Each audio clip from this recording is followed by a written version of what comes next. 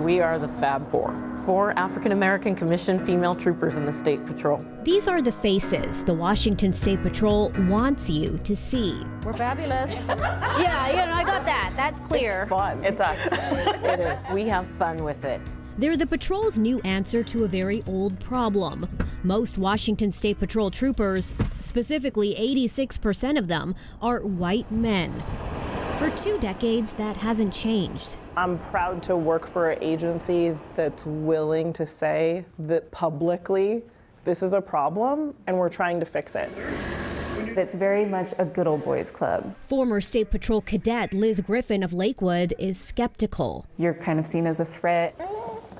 14 years ago, she sued the patrol for discrimination, saying she was punished based on her sex and race. I was told that I was too smart for my own good and that I should probably consider another profession. I was the only female of color.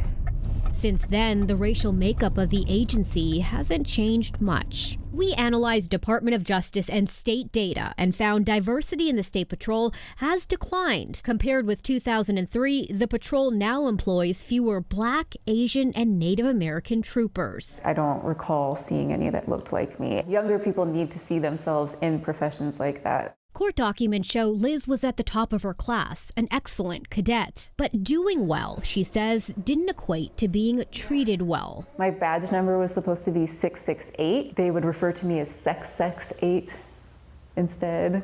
1 week before graduation, Liz failed a practical exam. WSP policy states cadets should be given retraining and a makeup exam. But Liz Griffin didn't get that accommodation. Instead, she was terminated.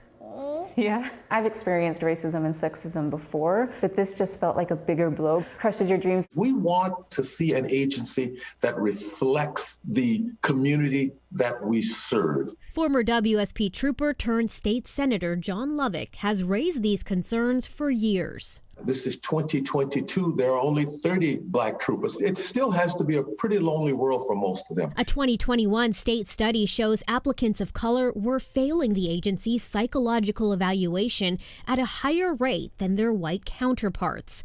And there's a lot at stake. If you flunk the psych eval, you're out. The data shows 36% of white candidates didn't pass. Compare that with 44% of Latinx candidates, 67% of Asian candidates, and 60% of Black candidates, nearly double the number of white candidates who didn't pass the psychological evaluation.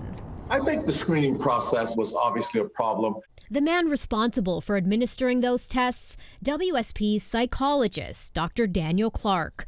Clark faced criticism from lawmakers after that 2021 report showed candidates of color were rejected from the patrol at high rates. The report found, quote, every focus group and multiple key executives reported concerns of bias in the psychological evaluation process. Clark kept his job. He's been reassigned at the State Patrol and now deals with counseling and training. We reached out to Clark for comment, but haven't heard back from him. How do you feel knowing that Dr. Clark still has an active role in the WSP? That blows my mind. Like, I cannot believe after what was found that he would still have any type of role. To see change, things have to be completely deconstructed and rebuilt from the bottom up. Liz Griffin, the cadet who sued the patrol, doesn't see that happening. In 2014, her case was ultimately settled out of court for $20,000, with the agency making no admissions of liability. What would you say that they missed out on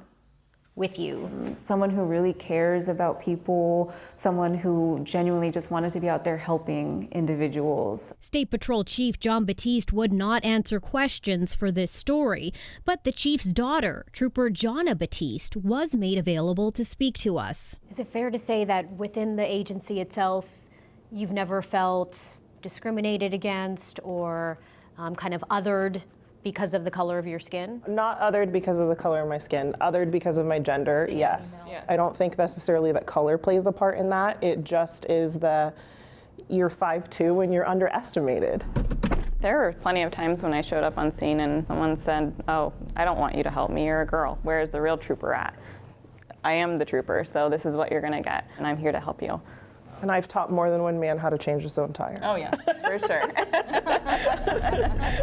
By 2030, the hope is more troopers will look like the Fab Four. The academy has grown so much in diversity. We have a team of pretty diverse recruiters. Steering the agency to better represent the population it serves. It's a great time to be a cadet. We still have a lot of work to do.